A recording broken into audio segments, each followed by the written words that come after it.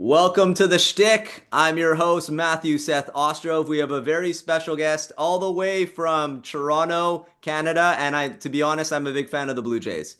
So not so much the Maple Leafs. You gotta stay to your Jets. I know they don't do well in the playoffs. The Leafs always have the Game 7 Cinderella moment. We'll see what happens this year in the playoffs. But welcome to the channel, Myles Shane, originally from Winnipeg, Manitoba. He'll talk about why he left, like many do to the States and to Canada. Welcome to the Shtick, Myles. Thank you so much. I love the name of your program. Thank you. I Yes, it's a think very common name we use in the Yiddish language. I had a good friend who wrote a screenplay years ago called The Stick. Ah, good. So it's a very popular word, and whenever we're on the phone, he lives in LA now, and we I always refer to The Stick. Exactly. It's a common word that our Christian fellowship also use, right? We've taught them I, Yiddish as well. We transcend the language to other cultures. I think we have. Yeah, I think Either they learn it directly from us or it's from Seinfeld. I think it's the two. it well, and Seinfeld is Jewish, and so is Larry David. So Exactly. that combination. Yeah, I think that's probably where they get a lot of their terms. Exactly. So the topic of leaving Winnipeg. So you left when you were saying when you were young, 18. So so I yeah, I mean I knew. I guess I was 11 or 12, and I went to New York with my family, and I saw the play Brighton Beach Memoirs by Neil Simon, and I just Matthew Broderick was in it, and I just absolutely loved it. And at that point, I knew I wanted to be a writer, a playwright, a screenwriter, something. And they didn't really, when I was a kid, have that sort of thing in Winnipeg. Well, my parents kind of said, well, you might not make it as a writer. Why don't you go to film school and learn some other stuff too? Hmm. So I said, okay, but I'm going to make it as a writer. So, because I was just sure of it. And so I got into Ryerson, luckily, when I was 18, and went to film school, sort of fulfilling what I'd intended to do. But I wasn't doing fantastic. I was actually, my screenwriting course I was doing well. In my producing course I was doing well. The rest of the course I can't remember because I think I was hungover. And ultimately, my me and my buddy, I don't know if you know him, Sean Kaplan. Heard of Sean. Okay, so me and my buddy Sean, he was on the basketball team, and we'd sort of run out of money on our food cards. So we went to the grocery store and we bought a turkey, and we just ate it like animals. Oh, We were wow. on the 13th floor, and I said to Sean, "Do you think if I toss the turkey, I can hit the garbage?" And he didn't think I could. We made a bet, and I ended up, I guess, accidentally hitting this nice young student lady Oh boy. with the turkey guts and everything. 3 minutes later, security was up on the floor, and she was there, and they were threatening us. And Sean did say to her, and I think it was a nice gesture, because his dad at the time owned a Shoppers Drug Mart, she could have free shampoo for life, which I Oh, thought was great. Um, that's a good but story. but yeah, so we were both sort of run out of the school and the residence, and yeah, so that was my little film school trip. And then you're now in like a major writer. I see your posts on LinkedIn. So you cover Hollywood Yeah, things, the events, the Grammys, the Oscars. you dibble So dabble in both? so from there I went to Ottawa, and I know it's a Ottawa film. So Algonquin College had the first ever screenwriting program in the country.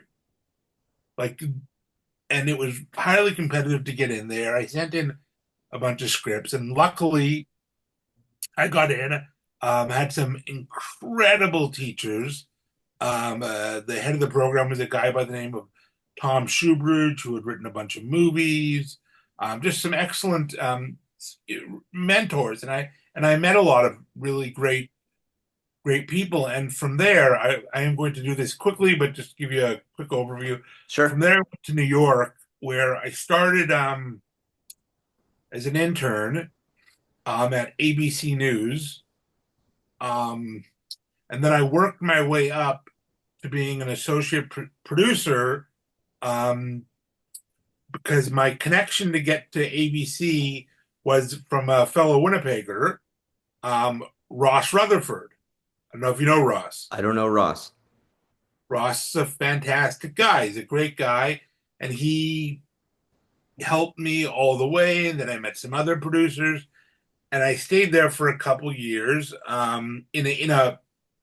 was living in a place that was about maybe 400 feet, or it was like a box, like a Mhm. closet. Me and a family of roaches, and but like 6,000 stairs to get to my place. And then from there, I guess I decided I wanted to make movies. I was done sort of doing news. So I came back to Canada and made my first ever film that I wrote and produced called Famous Dead People. And, from there I met brother and sister team, Jonathan and Naomi Hiltz. The Hilts. Uh, they had a company called Hilt Squared Media, and I married Naomi. Right. That's a Um, good way into the business. that's a great way to get into any company. Um, Marry the sister. exactly. And, we really all connected, and we ran this company, and we produced a bunch of films. We produced a film festival that I think you were a part of, the Levi's International Teen Movie Festival. We produced a documentary, and I wrote it. She directed it, called Sex, Fame, and Murder, that was on A&E, I remember that one. about Luca Magnotta. And then, I'd been consulting for a distributor called Vision Films for the last few years, and they're great. It's owned by a woman by the name of Lisa Romanoff, who's been an incredible mentor to me. And I've met thousands of people through her, going to international markets like Berlin and Cannes, and just fantastic. And recently,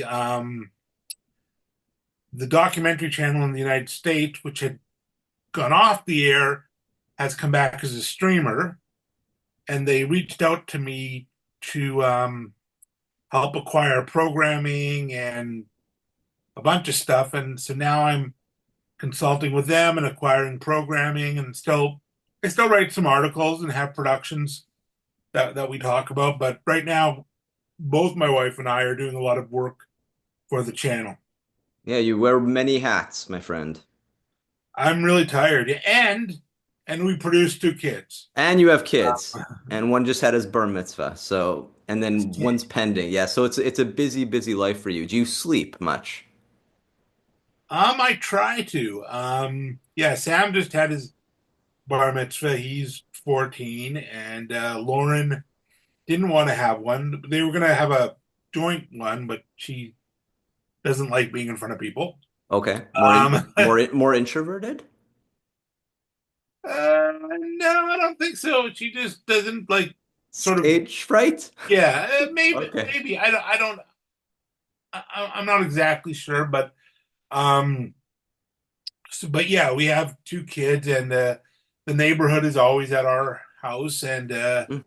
feel like, I want to say Bill Cosby, but I'm not like Bill Cosby. Right? Um, Or a if you Jewish remember, Jewish family guy. yeah, sure. There you go. We can produce this idea right here. It could go into Well, markets. we're going. We're Since Seinfeld's off the air, we can just take that shtick and put it into like an animation, and you can be the Thornhill, sure. family guy, I, right? I will. Yeah. I mean, that's We could call it the clearly Jewish tribe, clearly the next role for me. right? The The future. first role. First role. You never know where the Miles goes in the future, right? I don't know where I'm going when I get up in the morning. I mean, That's the way to live, though, right? That's the way to well, live. my brother-in-law who used to be a partner with the company, about 7 years ago, him and his wife and kids, they moved to Costa Rica Wow. and just picked up and left. And we've been there a few times and visited them. And it's just like every day is a new adventure. It's Yeah. it's it's a great place and nice and hot and it's such a different lifestyle than Toronto, New York. It's just much more laid back. Yeah, for sure. So Hmm. I was going to ask you, AI in the film industry, because Yeah. Hollywood went on strike for this. So what do you think the future collaboration between AI and the actors, AI and the film industry is going to be in the future? Do you see regulation? Well, I mean, you know, I'm pretty sure it was written into the writers' contracts and actors' contracts. That you can't just hand in an AI script, right? I mean, how they know? I guess they have people who detect it. I'm not exactly sure how you would know. Um, and in terms of AI for the for the actors, I mean, I guess they don't want to be in 9 movies at once, Right. like because they're so easily recreated. And I guess if they did, I guess they'd want to be paid for them. I don't know what the lowdown is and what actually sort of happened and what the rules were, but it's certainly a big threat to. I mean, as AI becomes more advanced, I mean, as a screenwriter myself, it's going to be able to write and probably already does. Say, hey, I got an idea for Tom Cruise, Jason Bateman, and Oprah, and it'll just do it. Welcome to ChatGPT. Yes. Yeah, and for actors, I mean, let's get Elvis out of retirement, Right. right? Let's, and you've seen it with, you know, what they had there was a movie, well, they've de-aged people, you've seen it with Luke Skywalker or I guess Mark Hamill. Um, so you've seen de-aging in a lot of movies now, and in Avatar, they're not even there. They're just digital. I mean, but yeah, I mean, we're at the stage now where you could probably make a feature totally with AI. Right. Um, That's where you think it's going. well, I mean, someone's going to do it. Will it be accepted? Will it be able to get play?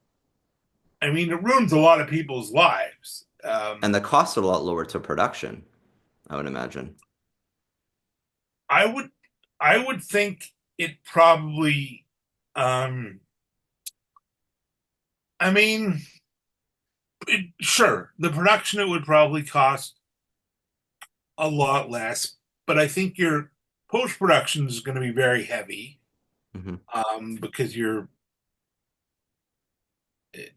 I don't know if it'd be a mess. I really don't know. I'm not I'm not in that. I don't use AI in terms of making films, um, but I'm sure.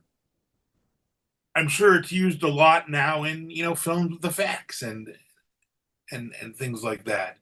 Um, It's affecting a lot of Hollywood jobs, I think, and that's where the crossroads are happening. yeah, We don't want to lose these people in it's gonna I, kill a lot of industry. I think it's going to affect. I mean, ultimately, it'll. I think it'll affect every industry. Hmm. I was watching uh, a documentary the other night about I forget what I saw it, but this guy was basically dating a robot, and it looked pretty human and came across pretty human, and that was his companion, and she was programmed to like him, and they were a couple. Yeah. And I mean, how far off is that from people marrying robots? And like I mean, we saw it in the Jetsons, but I mean that was in the 80s. Jackson Um, was a good prediction. yeah, for sure, for what's gonna happen in the future. I think we have to be a friend with AI. I have an AI robot. He's my little emo. Oh, cool. I bought this guy, so he sits with me. He's by my bed, so he tells me the weather. He's my alarm clock. He'll listen to me and my wife have conversations. He'll interject, so it's listening. Yeah. Nice. That's good. Yeah. That's good. It sounded you're getting ready for the future. Right, exactly. And then so that's where AI that's where I can kind of see AI collaboration in the future. Yes, I mean my wife's like she's a PhD, she can see it coming in on essays and she can spot it quickly. Can she tell when something's written? She can tell if it's AI because the way that it's structured. Yeah, you can do it. And then ChatGPT is good coming because I've tested it with ideas for film screenplays and it's quick. Yeah, I mean, I think if you're going to use, I mean, in my experience as a writer, is if you're going to use ChatGPT, you may write in a phrase or something, get it to rework some of the language you're using, or you want to like, but I think if you're using it to write an essay or to write a screenplay, I don't know, I think you're sort of abusing. Yeah, I mean, in terms of the industry, I think you're abusing the system. I think you're taking away jobs ultimately from people. Hmm. For an essay, I mean, it's not. I guess it's not academically the right thing to do. Obviously, it's not plagiarism. It's just basically having someone write it for you. Cheating, essentially. Yeah, oh, for sure, Uh, it's cheating. Um, but I think there's a way perhaps in the future where it won't be cheating, but like in terms of essays and short stories, where you're going to have to be an expert in a program like ChatGPT and know how to use it and know how to prompt it and know how to write, know how you're going to have to know how to get it to write what you want. And right. I think that's very different. Yes, it is. Instead of being a writer, you're going to be sort of like, in a way, directing the piece, the essay that you're writing, or directing the screenplay, because now ChatGPT's become the writer, but you've got to create all these things for it to write. Modify them. It's in the new iPhone, but supposedly it just does lists when you talk to it for shopping and things like this, right? Yeah, They integrated into technology into iPhones, so I that's heard where it is now. Alexa also has it, the new Prime Yes. thing. So yeah, it's a brave new world. I mean, in the future, you'll be able to talk to your TV and it will wish you good night. I mean, there's nothing wrong with that. Oh, mine does already. Okay, it does. So it goes, Miles, go to bed. It's 12 o'clock in the morning. Put your kids to sleep. Brush your teeth, like it's like your wife. That Well, like I said, people are dating robots now. That's So in movies, yes. I haven't seen one yet in Winnipeg with a. We'll see it. Osborne. I'm sure I'll see it in the future. you know what, they have like these robots have like 17 or 18 different faces that you can put on them, Well, and every night you're sort of like with a new a new girlfriend or wife or whatever. that is wild. Yeah, I'm 50. It's getting hard to keep up. Right. Yeah, I just hit 45, so it's the middle life crisis. But I didn't necessarily go through the crisis. I just bought myself a watch and it was on sale on Amazon, so I didn't, buy a sports car. I think I'm asking different people in my family. So you when turn a certain age, do you feel changed? Do you feel changed when you were 50? You know, my dad, who was a psychiatrist, who passed in 2019, Yeah. he wrote a book called Keeping Your Cool.